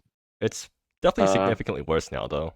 Give this 2 cursed eyeballs out of Your 5. deck's just not running Actually, fetch no. lands anymore. What is One- this? What card are you? No. What card did you mention, Neon? It just feels like decks aren't running fetch lands. Oh, well, depends on deck, right? Like the next deck is running fetch. Oh, do you count Wayfarer's Shrine as a fetch land? Yeah. Okay, good. Mm. It's running 1 fetch land, though. I mean, that's specifically because it is Megalo-Kraken, and it's on Root Corruption, Shiftscape mana base. But So anyway, we'll have to look Curses- into it. I wonder, there's got to be a good think piece on why people don't run fetch lands anymore. well, it's just because they're running decks that don't need fetch or that don't run fetch land mana bases. Like my But mana why? Are people running decks that don't need fetch land mana bases, or are they building decks so that they don't need fetch I'm land pretty sure it's mana just bases? incidental. Put that in your pipe and smoke it, Ricky. I Okay. think that people are making bad choices. Fetch lands are good. Are you? Mm-hmm. See, there's so many Extending differing opinions on the topic. That's why we need a think piece. We need to Waiting have for this deck. a BBC style roundtable debate where you take questions from the audience. We need to bring back Around the Horn is what we could do. That's what this needs to be, Around the Horn.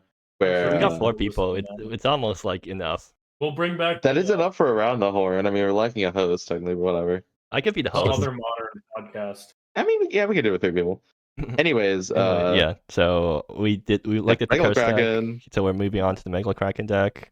Yeah. Same deck. Yeah, slightly different. It is Oh, Jeskai now. It's running Sacralize. Yeah, Sacralize. Yeah, I guess that's the main card. Main New board. card. They were already running Alchemical Warfare before, right? God, I think hate so. Alchemical Warfare. This is just the type of card that makes me unhappy. It's an instant that effectively gets you 2 key cards, and you can also get a counterspell out of it. Yeah, really, really good. They don't run hard counters though, right? They're just running Root Corruption's main deck. That's true. Yeah. Yeah, that's the only actually. Chemical Warfare is crazy. What? Oh yeah, that's crazy. Yeah. I do think I don't know how this deck will match up into the field. Like not having hard counters in a more like in a deck like this. I don't know how well that'll work You out. don't need hard counters if you can end the game with Megalo-Kraken. That's true, but you have to end the game with Megalo-Kraken. Also, why do I feel like I'm which getting is- deja vu saying that line? Probably because Cybers run a lot of Megalo-Kraken. Yeah. 1 squid out of 5. The Shiftscape package plus like Root Corruption is just so good. You can't just have mono blue ramp. Man, it's like a yeah, it's a pale imitation of what we had back when Confirmed Hypothesis and Yeah. the Shiftscapes were unnerved. But Yeah. we'll take what we can Yeah. get. Rest in peace, Confirmed Hypothesis. So true. RIP. Yeah. So Next is oh, I need to rate the deck first. 3 chili peppers. It's like interesting enough of a deck. 1 squid out of 5. Next, give the number. It's like 6.5. Sure. All right. So moving on. Lai is on some sort of control deck. Yeah, it's Band Control. It is slightly different than the one we already saw, but there's a lot of cards that are shared. They're Is still one of them Body running Soul? the one Lumbering Thoktar in the sideboard. Yeah, probably spawned from the same idea at some point. Main deck, Apparent Apostle. But yeah, it's mostly the same deck. Yeah, it's the same It deck. is on a couple different board wipes, like it's on Heavenly Radiance and End of Days main board. Yeah, but like, what Mhm. difference Yeah, does that Scribble actually wasn't- make when you're the one getting wiped, right? Yeah, Wait, I how don't does know. this deck win the game? Embodied Soul, a Johnny probably. Coalesce, reconfigure on Aeons. And End of All Things. Yeah, that too. I mean, I guess. Sure.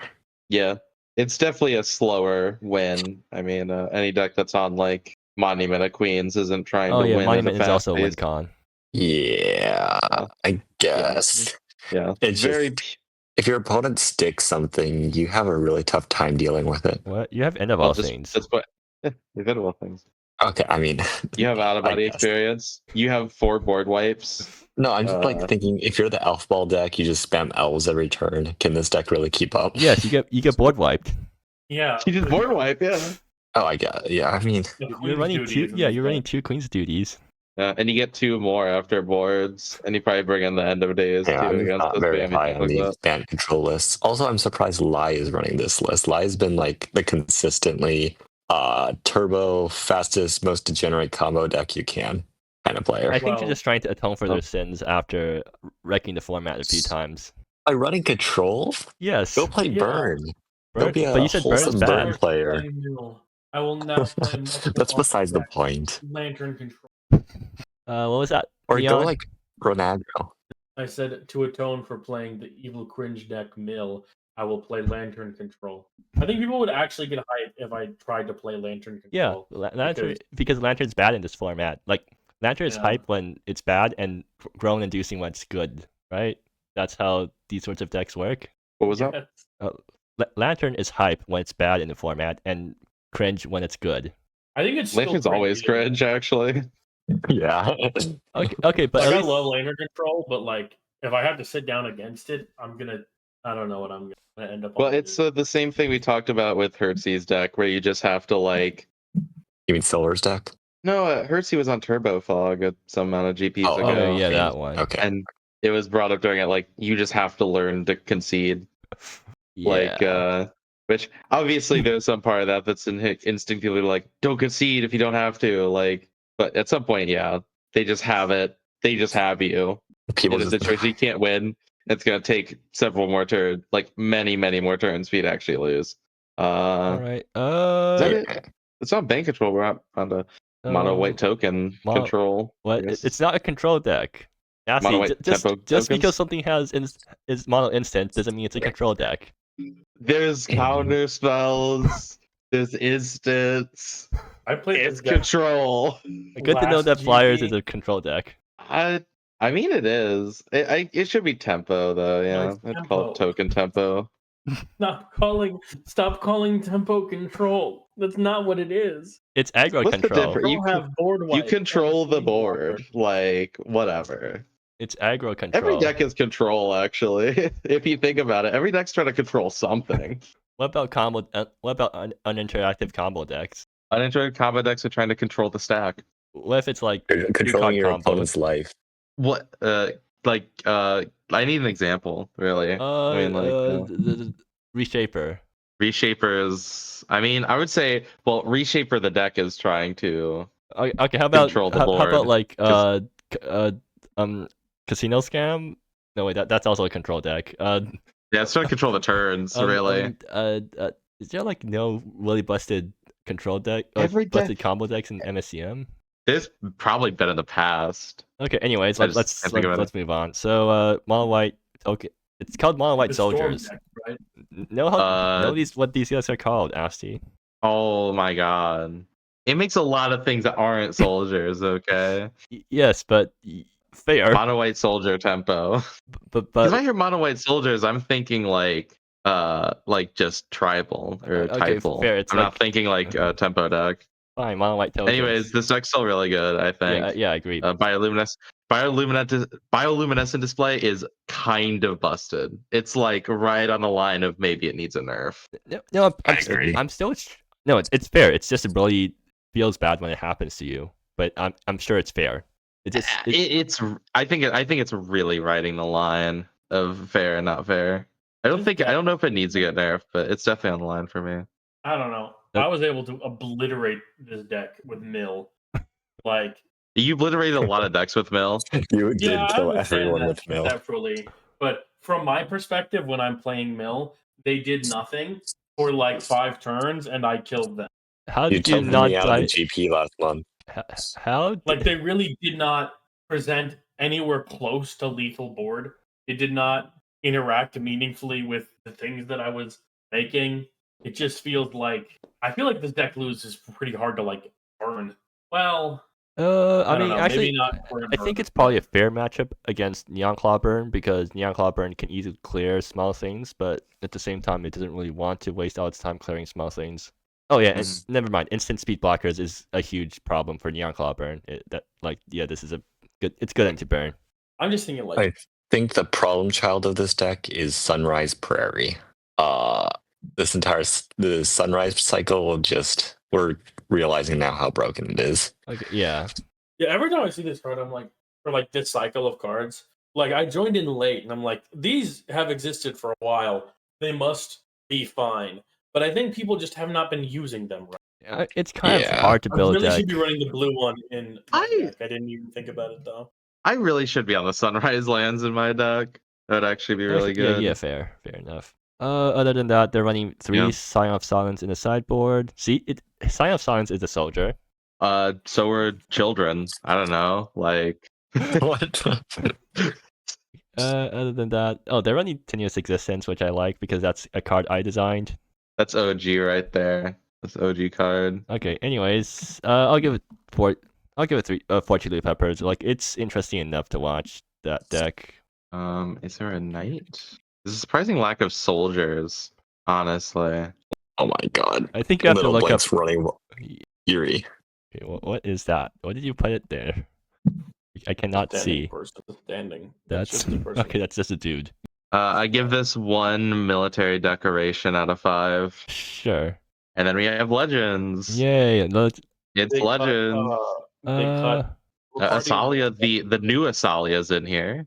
What does that card There's do? also this deck's actually very different. I also added Belmord and wait, Asalia from Petal's World. Okay, yeah, this is very different. It's running 3. There's also Suzume and Bogrund. It's running 3 Rogar's Frenzy. Why'd that burn spell instead of everything else? I guess technically it synergizes with Jack. I guess, but It is a magic card. It's like a good card, but I don't know why it's here of all things. I guess the Jack strategy is just that good. Yeah. What are they running the green-white fetch package for? Seems like the main card. Well, because the main cards you're playing are like Emperor's Retainer, you have Asalia, Lost in Seeking. I think it is objectively wrong to not play Assemble the deck. Yeah, Assemble Party is really good in this deck. As far as it's not here. I'm just like, I don't know, being able to just have a toolbox, or sometimes you get to pay 2 mana and then get like a 5-drop sometimes if you want. It's so broken. Yeah, there are definitely levels of legends in this deck, and being able to turn turn 1 Lost in Seeking, turn 2 Jifeng Hu, slow your opponent down, turn 3 turn 3 get Jack or whatever, and then start doing hella damage. It's I don't know how I feel about Bugrund. Bagroon, what does that do? It requires in battle. I don't know how I feel about a lot of these new cards. Do not seem like they're like particularly interesting additions. There's a lot of like this card is here instead of another card. I think, maybe this deck is better. Yeah, I think they're just playing the cards because Bugrund doesn't make any sense to me at all. It is Double Strike Vigilance guy. It is a solid body. Like it's 3 mana, 2/3 with Vigilance and Double Strike. Doesn't seem that bad, but yeah. Okay, let me actually read what Asalia does because that's way too much text on a 1-drop.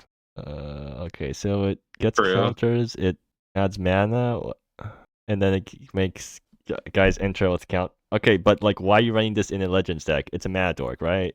No, it's not Mad Dork. It's Anthem Guide plus Mad Dork. Okay, I don't want to think about what these new cards do. Yeah, this seems worse without this seems worse than the Legends deck that was being played like last GP that top aided. Yeah. I actually beat that deck. That deck handedly. did not get nerfed at all. I don't think. No. So I don't know why. I really don't know why you just. Clearly, as someone who's played this deck before, this is a very confusing list. It's like it's like an NBA team. It's like it got its ceiling getting to top 8, and you got to make some roster changes to get it to where it can actually crack the finals. This wasn't a finals deck, and now it's up to that level. I feel like the way you make it a finals deck is you just commit to the toolboxy nature of assemble the party, and that way you just have answers for everything. Yeah, I don't. That's the one thing. I think there are some good cards that got added. Like, I mean, again, Bugrund is like kind of just a good creature. I don't know how I feel about Suzume. I mean, like being able to repeat like Jifeng, who is nice, but I don't know if there are enough ETBs Yeah. that you actually want to be repeating to bother running it. Technically, you can pick up Jack, or you can pick up Stefan for Jack. I mean, you pick up other stuff for Jack. Maybe that's worth it. Maybe, like just maybe. I just don't think it's worth it to run these random one-ofs if you're not running assemble. Yeah, I agree. Yeah. So much about this deck confuses me because assemble the party also allows you to be more consistent and not like legend rule yourself. And you're running so many 4-ofs that are like legends that I mean, I've said it 6 billion times already. I don't understand. I don't understand. It feels like they made the deck worse.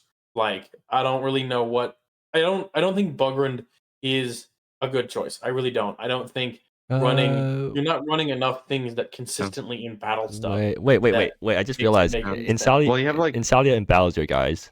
Yeah, Asalia does that. Lost in Seeking. Yeah, there really isn't that much. And you need to get Asalia or Bugrund is just kind of a creature with a decent stat line, which is like fine.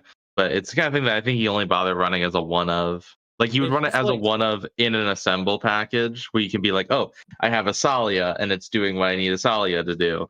I'm gonna go get Bugrund and get a bunch of dwarves. Could be 3 more Jacks. That's the problem. That's the thing that's like blowing my mind is that Jack is like the way that this deck wins. Like Jack hands down is like the best card in this deck.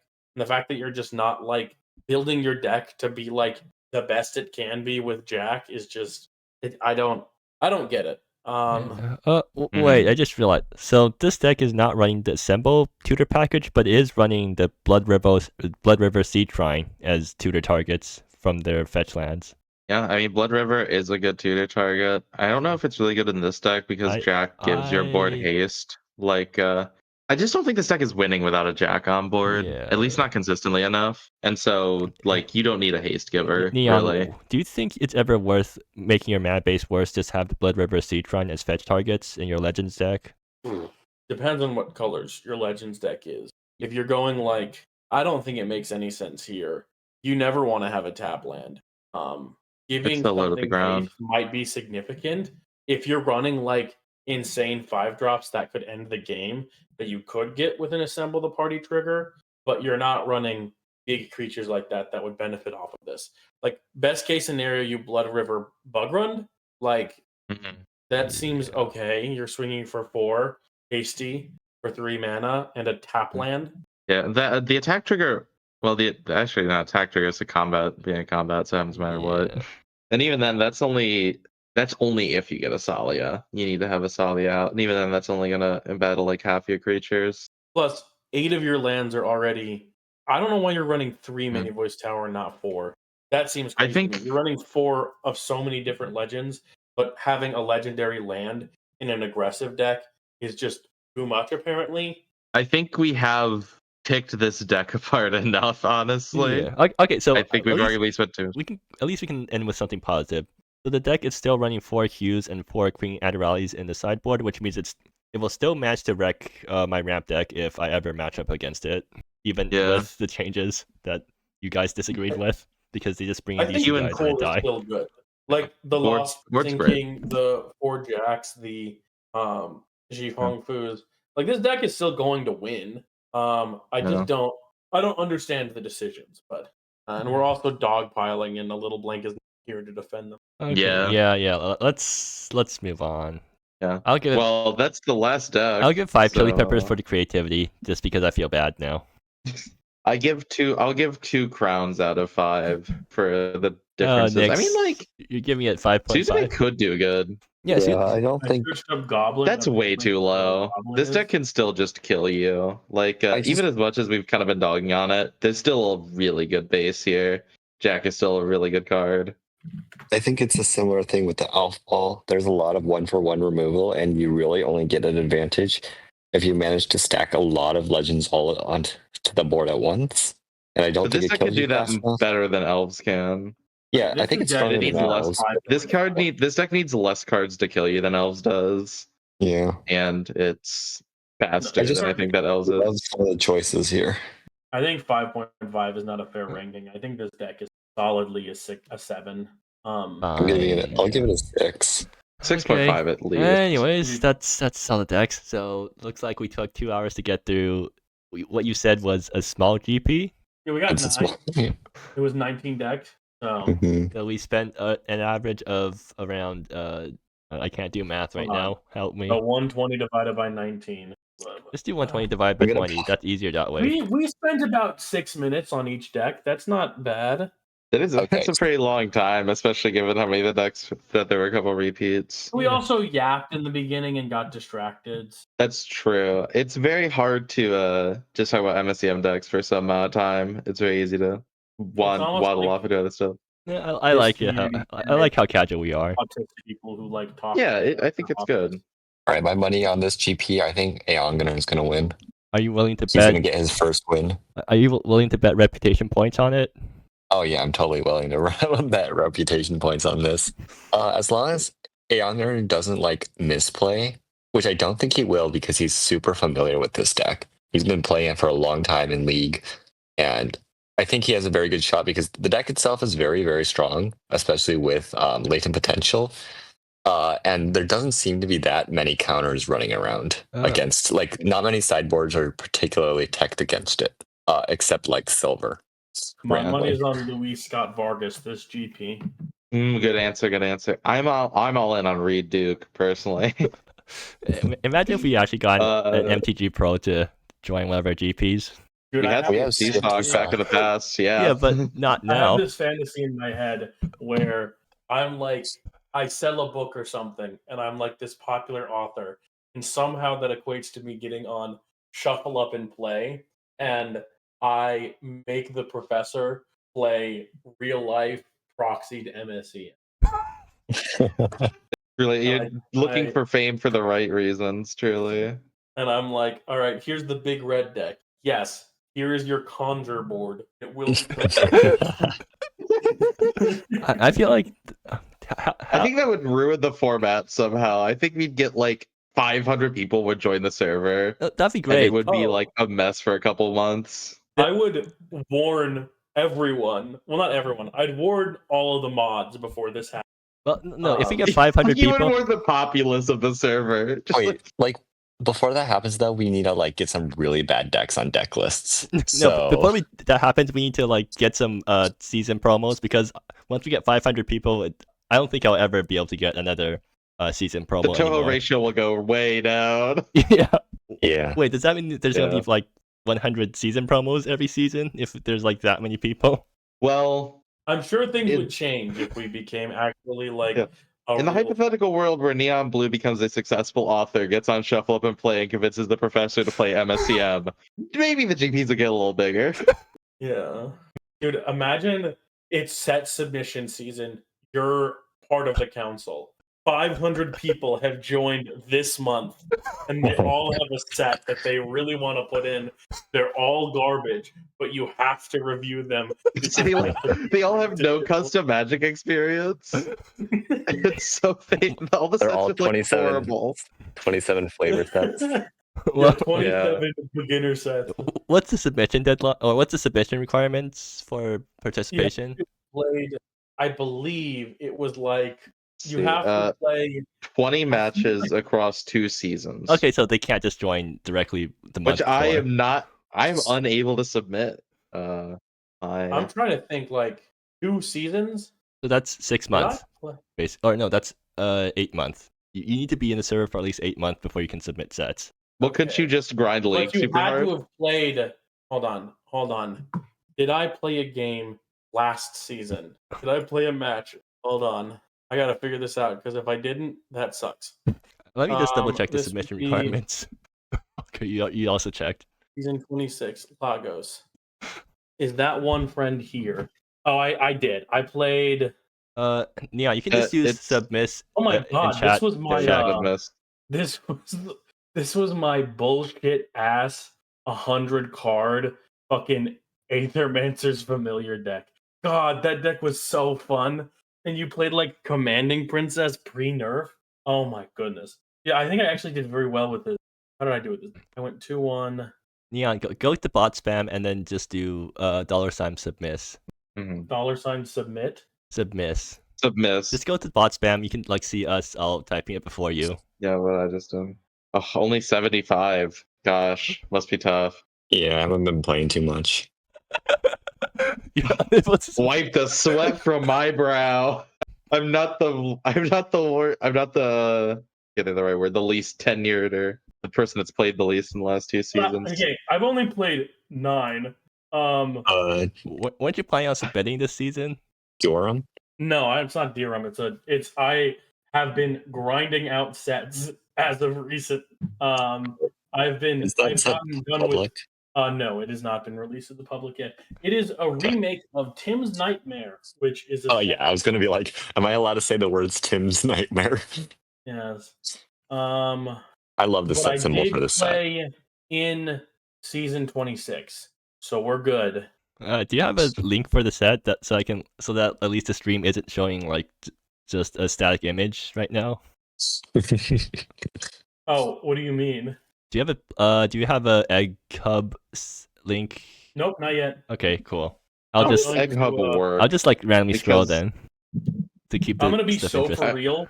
I've given myself August to playtest. That's where we're at. You missed field test? I don't think it's going to get. What'd you say? So you missed field test. I did miss field test. Oh, that's unfortunate. Yeah, I mean, I was finishing up school. So that's. I want to do field test at some point, but I still. You totally could have. Like I said, I threw together a set in 2. I threw together a set in 2 weeks. For field test. I can only get the motivation for something like that if it's Santa. And like even then for this Santa, I only made like a couple cycles. I wanted to make a set and I was like, okay, I have enough time to make a set. And then I was like, I think I would rather die than make a set actually. And so I was just like, cycles. Yay. Actually, I'll just like randomly scroll my set while we talk. It doesn't help. I'm not a creative person when it comes to making cards. Like I'm very bad at thinking of unique ideas and also flavor. Same, but maybe if you have a source material that you like enough, then you can randomly come up with stuff. The only thing I'm good at is I think I'm good at finding art. Oh, which it also helps that I know how to use image editors. So... Wait, can I hire you, please? Yeah. I'm not that good. Pick one for Xerix. And then, like, I got 6 different responses saying I have too many anime girls and my art sucks. Okay, those are just haters. Don't listen to the haters. That's my advice. Okay, send me the pick one. Too many anime girls. Okay, Project Talk on can you just bronze. Just send me the link too, so I can put it on bronze on screen. Oh, and I can just post it. I'm not in these servers. I don't think. Yeah. Unless it's okay. Here, guys, I found it. Look, let me see. A revival snap is getting changed for sure. Oh. And same with Mind Killer Equations, definitely getting changed. It's just because I didn't look up art. I just posted the cards with the mechanics. I wanted advice on mechanics, and they're like. That Dominic Mayer art on Flare Diver has probably been in every custom set that's ever been made. That's like true. Genuinely. Like there's a reasonable amount of anime women here. I literally just like took arts I wasn't using from other sets and then posted it. I didn't like actually look up new art. The only one I actually think needs to be changed based on just this is Revival Snap, maybe.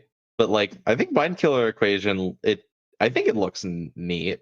It is definitely like it gives me some kind of emotion. I like it. Everything else here looks do good. Better. Like Necropolis guy is a clock? What does that mean? Yeah, it's a guy. with a clock for a head. It's a guy with a clock per head. Is it Limbus Company? Yes. Damn Limbus it. Actually? Yeah, Okay. it's Dante from Limbus Company. That is the Dante? I didn't know he had a Yes. wing. My only exposure to Limbus Company is my friend that is incredibly into Limbus Company. There are some real big fans of it. It's kind of scary. Yeah. Yeah, these all look good. I don't know how I feel about Quiet. Like, I get it. It's a little bit like, I don't know, it's hard to find the word for it.